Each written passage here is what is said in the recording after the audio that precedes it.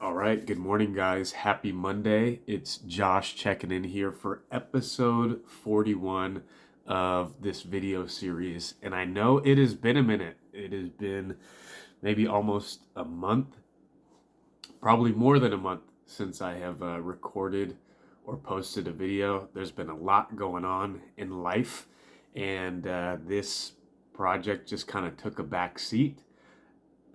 I got the urge and the inspiration to pick it back up again. So I'm hoping to maybe again just keep on here every so often, and yeah, share with you guys what's going on in my life or interesting things that I'm paying attention to.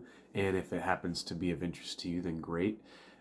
And if not, then you're probably not even watching it this far in. So I wanted to give you guys a bit of a life update because I know I had connected with some of you some time ago. I connected with a couple guys here who were on TikTok, and I got banned off of TikTok for, saying critical things of our state government, which is kind of crazy. But hey, it's the internet age that we live in. And I think that, who knows, maybe that contributed to discouraging feeling like sharing thoughts on social media. But all of that being said, it's been a crazy month. It's been a busy month, and it's been a life course altering month. So as many of you maybe know, for the last 4 years, I had gone into business with my brother. So we had a general contractor's license, and we were doing, kind of handyman style services for condominium complexes and HOA communities in the greater Seattle area. So prior to that, I had done a little less than 2 years, maybe a little bit more like a year and a half, full time with the Air Force Reserve down in Tacoma at Joint Base Lewis McChord. And before that, I was in school. So that has been kind of my employment history up to this point. And when I was getting ready to leave the Air Force full time, I had the option to carry on full time for pretty much as long as I wanted, but I did not see a path that was going to bring me, a lot of job satisfaction, and so while I really enjoyed the job that I did do, and I really enjoyed the people that I did work with, for maybe many factors, but I know one that resonates in my memory is and apologies if I'm a little stuffed up. I was sick maybe a few weeks ago, and for some reason there's just that crud just is hanging out, and I can't seem to get rid of it. So, but one thing that resonates with me at that time as a senior member within the unit that I was in had talked about how basically the military is communism, and essentially how, if I was a lieutenant at the time, how if whether I'm the worst lieutenant on the base or I'm the best lieutenant on the base or within my job or however you want to put it, we all get paid the same. And even throughout my career, or into your career, that holds true in many ways. And here's the thing: it's not an exact science. There are differentiation. Guys will, if you're better, you'll get promoted faster. If you're better, you'll get the awesome assignments.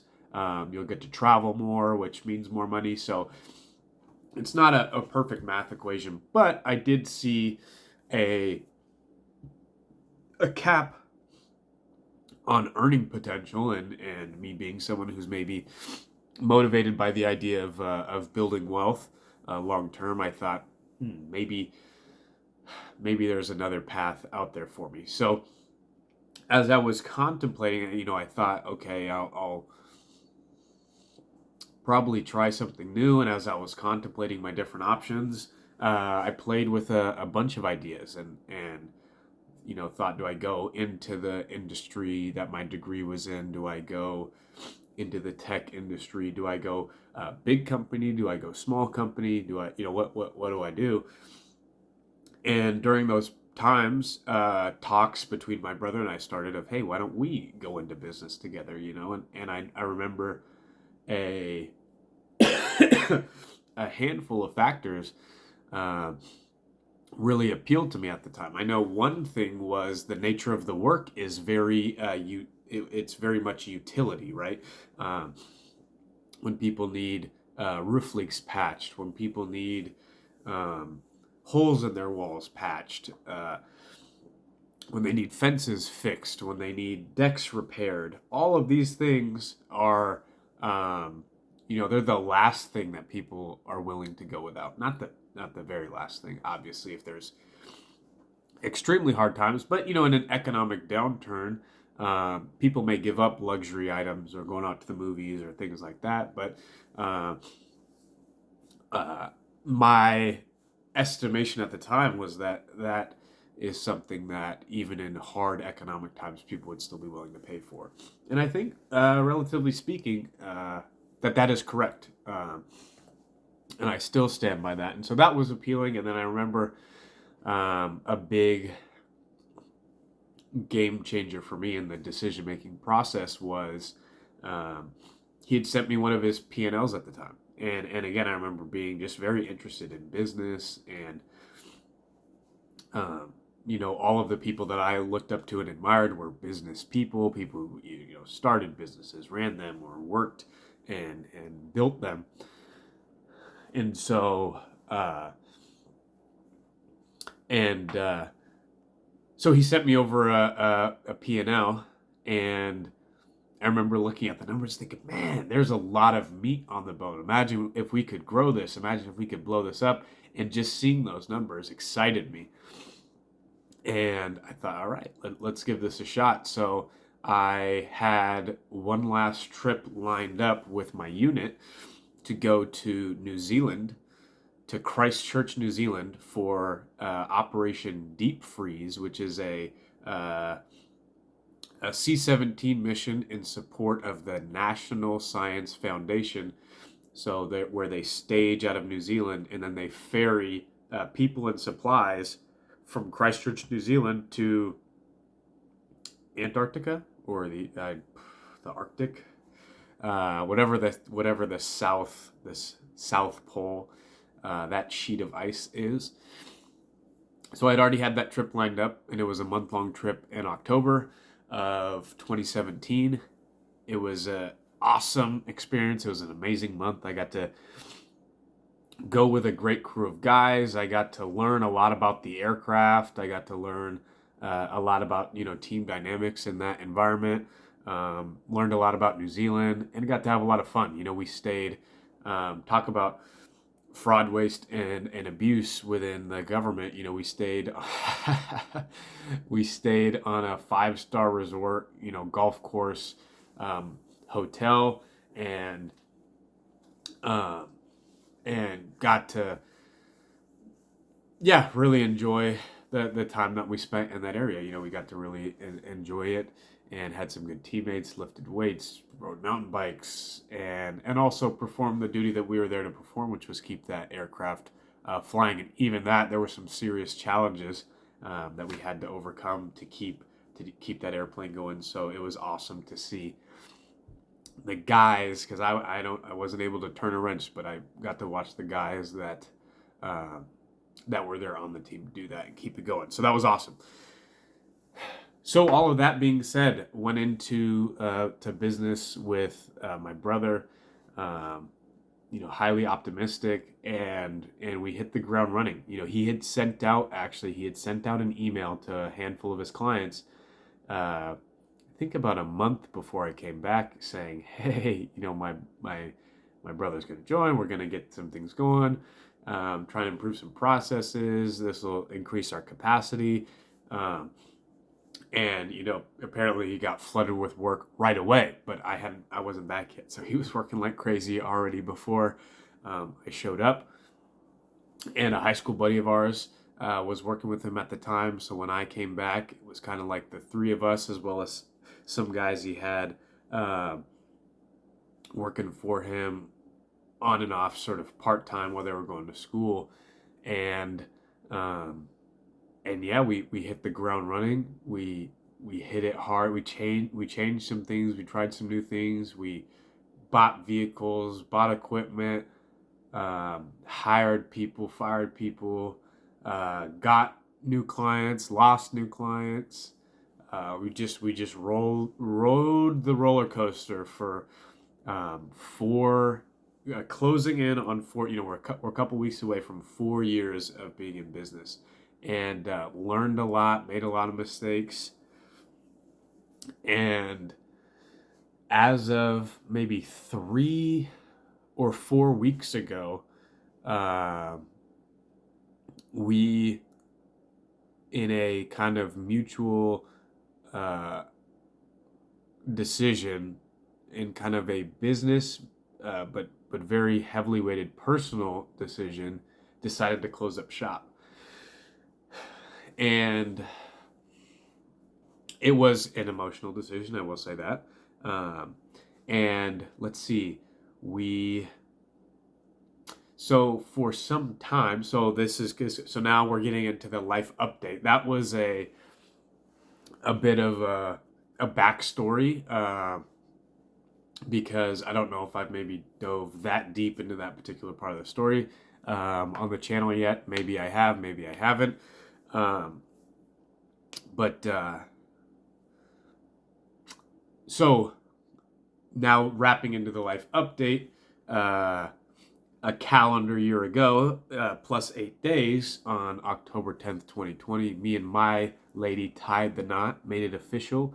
Her and I had been dating since my sophomore year of college, and March of 2014.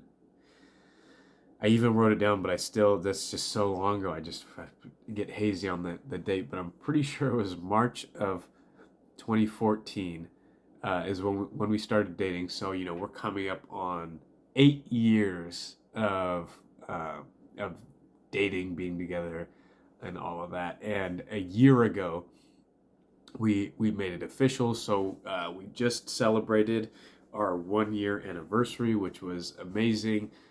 Could not be happier with our relationship and our life, and our shared values and our vision for the future. So all of that is great. But starting at least a year ago, if not earlier. Well, let's also say this. She has been by my side, through thick and thin for the last, let's say, 5 or 6 years of me being in the job market, being in the workplace. And so that's been while I was on base, and then that's been when I went into business. And so she was very supportive and saw us work really hard to get things rolling, and then saw us enjoy some of the fruits of our labor, saw us, have wins and successes, but then have failures and punches to the gut. And also,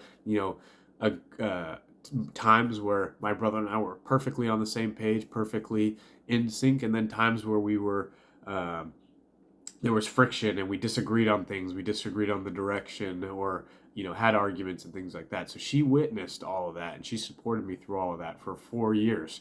But a year ago, maybe a little bit more than that, I think she was the canary in the coal mine, and she was starting to sound the alarm bells on multiple fronts, and I'd say the main alarm bell was just the region that we're in, right? So the state that we grew up in, the state that we called home, and especially the state for sure, but I mean, by an order of magnitude larger, the actual city, the locality that we're in, has been changing in a significant way over these past couple of years, and um, and so she started sounding the alarm bells. Hey, the values of this place are not going to line up with our values when we want to, if we're fortunate enough to create a family and have kids and all of that.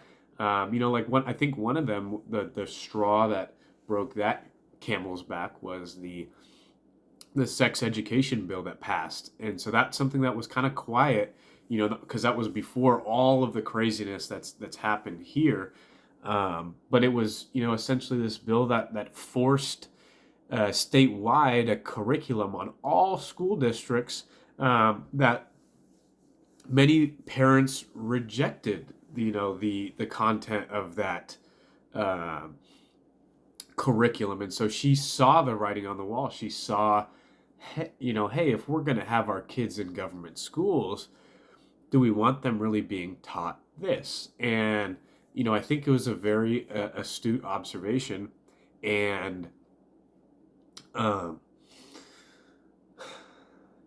and no matter what you say, because obviously, I mean, I think there's been times on this or social media where I've made very clear how I stand on certain subjects, but I think what you start to realize is that the politics of your region of where you live matter. They affect your life. They affect your family's life, and because again, whether you agree with this particular curriculum or not, the fact that it was uh, forcibly jammed down the throats of the citizens of Washington, just it continues to expose how backwards government action is in that way. Because it's not a matter of whether you disagree with the curriculum or not, it's the uniformity without consent. I think that's the real issue. And Milton Friedman, if I'm pulling from that old memory bank, does a great job of talking about that, where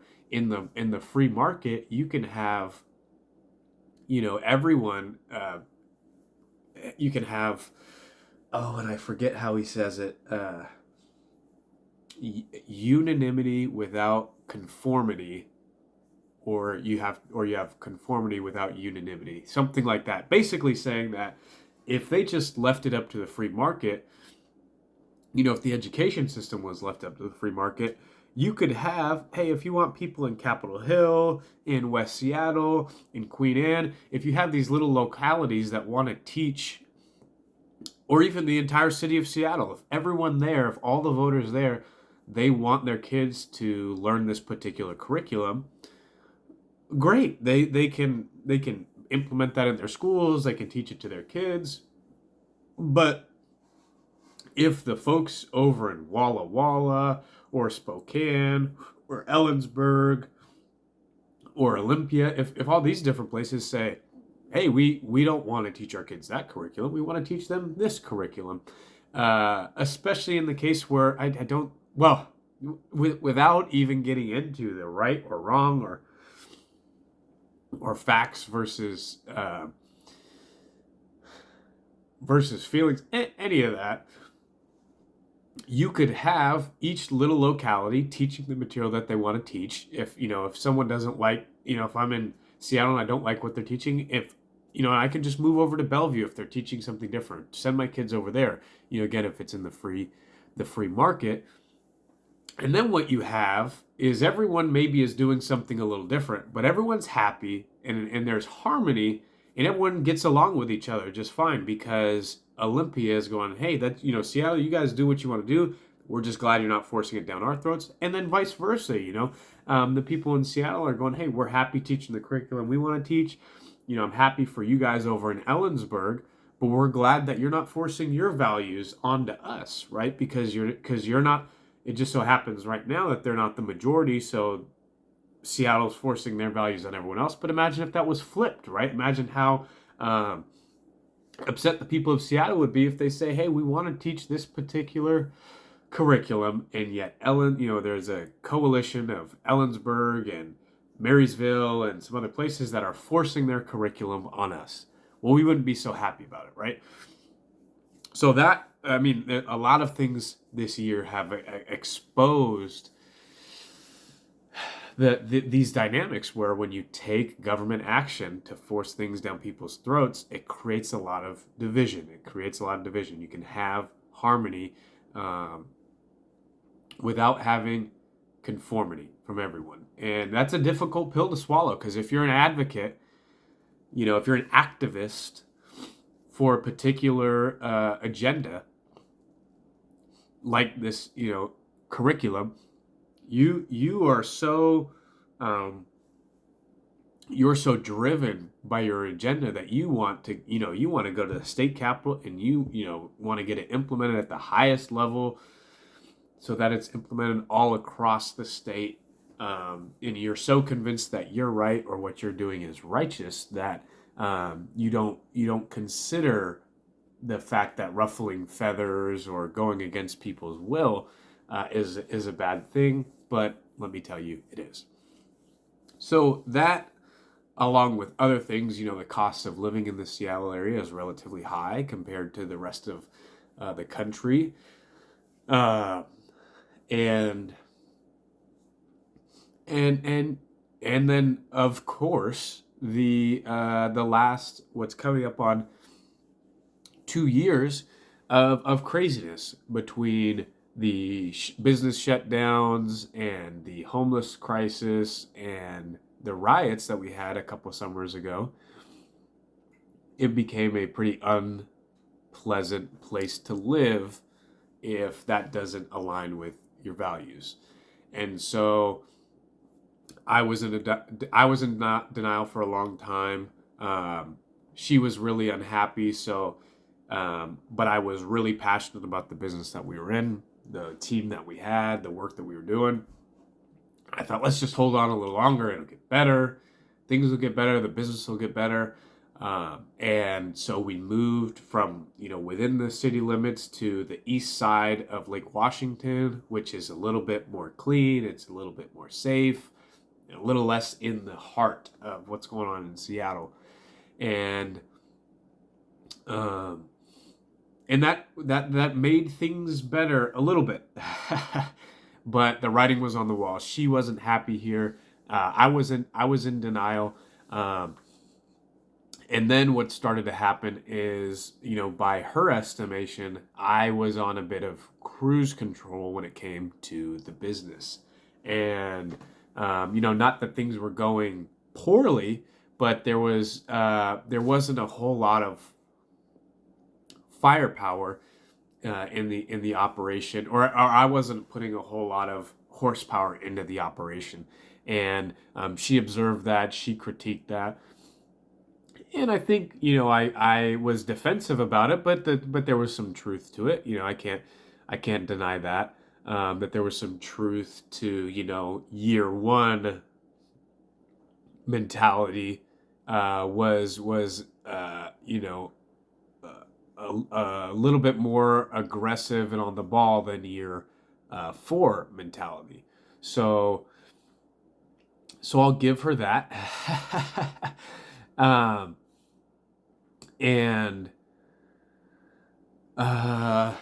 so she started to observe that, and then on the flip side, with my business partner, with my brother, we were taking on a lot of risk. We were taking on a lot of responsibility, a lot of stress, I guess you could say.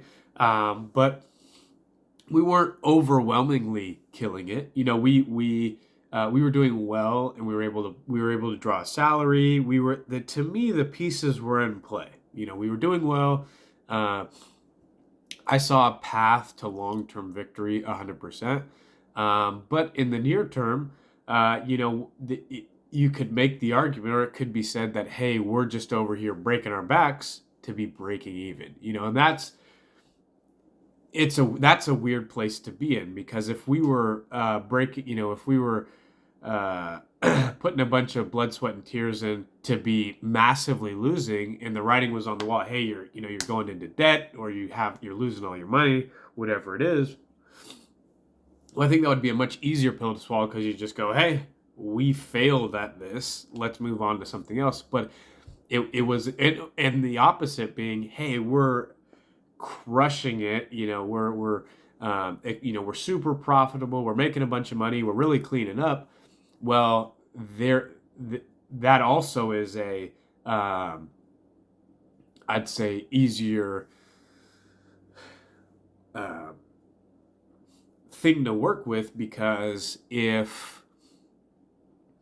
we can at least go, hey man, this thing's really cranking out some cash, and we feel good about this. This is a big win column. But when you're just making, when you're just in the draw column, that it's a weird dynamic because you're like, oh, if we just tweak this, we could be in the win column. But you're like, well, hey, if we make a few more mistakes, we would be in the loss column. So again, it puts you in a weird place.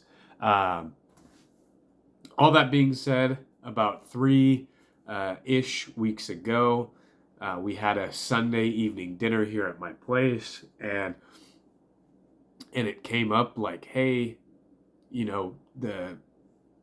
some of the problems of the Seattle area came up, but this time it was more of just a social problem. Hey, the nightlife still isn't back. The bars are checking Vax cards, things like that, and it's just it's not as much fun as it once was, or as it is compared to some other places. So hey, as young people, what are we doing here, right? And that wasn't as much for me because we're homebodies and all that stuff, but it definitely comes into account when it comes to my brother's situation. And that combined with Kate's kind of long desire to get out of Dodge. It was just the stars had aligned, and we realized, hey, it's time for us to pack up shop and move on. So the last few weeks has been the process of us notifying our team, hey, we're going to be closing things down, notifying our clients, finishing up our jobs, trying to collect money. We just sold on Friday our fleet of vehicles. We'd sold a couple of more right off the bat. So just moving pretty quick on all these things, and here we are a few weeks later, and smack dab in the middle of all of that, my lady and I celebrated our 1 year anniversary. We went to Montana and Wyoming, and enjoyed, stomping around in the woods and that sort of thing. And that was, partially we thought, hey, we might want to live there. But after spending, half a week there, we weren't really sure if it checked the, it's a super nice place.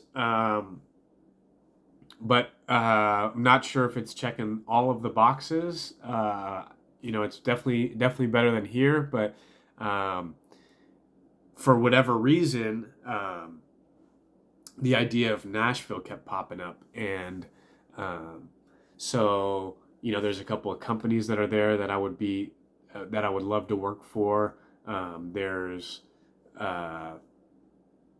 it's a red state with a metropolitan area, so a bit more going on, the country music scene. My wife really enjoys country music, so that would be something we could enjoy while we're there.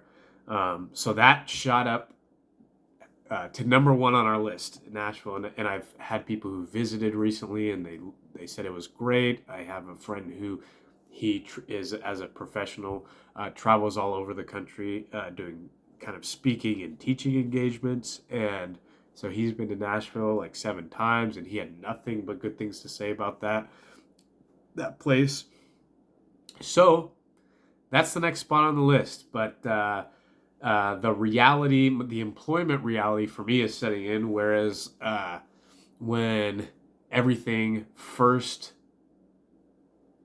we made the decision, and once I got past those initial emotions of giving that up, I thought, oh, I just want to go live in the woods somewhere, or go buy a ranch and live on a ranch, or go wait tables, or go work in some oil fields. I just had all of these um, kind of like unplug and get away kind of thoughts. And, and some of them are maybe still there, um, but I've been in a bit of a evolution of going from that stage to um, okay, I'll only do, I only want to work for these awesome kind of like dream companies, or or I want to go into business either for myself or with someone else. Again, I have a friend in Billings who's businesswoman and much more established in her career, who would be willing to go into business together, I think. And so that was appealing. But the reality is beginning to settle in that, hey, I may have to swallow my pride and go try and find a good job with a good salary, with medical benefits and all of that, for the time being. To, I think I was telling my lady, hey, this next year is your year. We're making this move to, I it's just as much for me, but she's a big catalyst for it. And then, the job stuff, I think, is a big deal for her. Uh, but then recently I picked up this book. So, The Snowball, Warren Buffett. It was something that one of the guys we interviewed on our business podcast, Preston Walls, of Walls Property Management and Walls Real Estate, had recommended. He said it was his favorite business book. And then so now I'm at a point where I'm going, again, I've had these ideas of wanting to build wealth, wanting to be in business. And so just now back to the drawing board, how to make that happen, how to stay in the game. And maybe I have to sit on the sidelines, or go to the D League for a bit and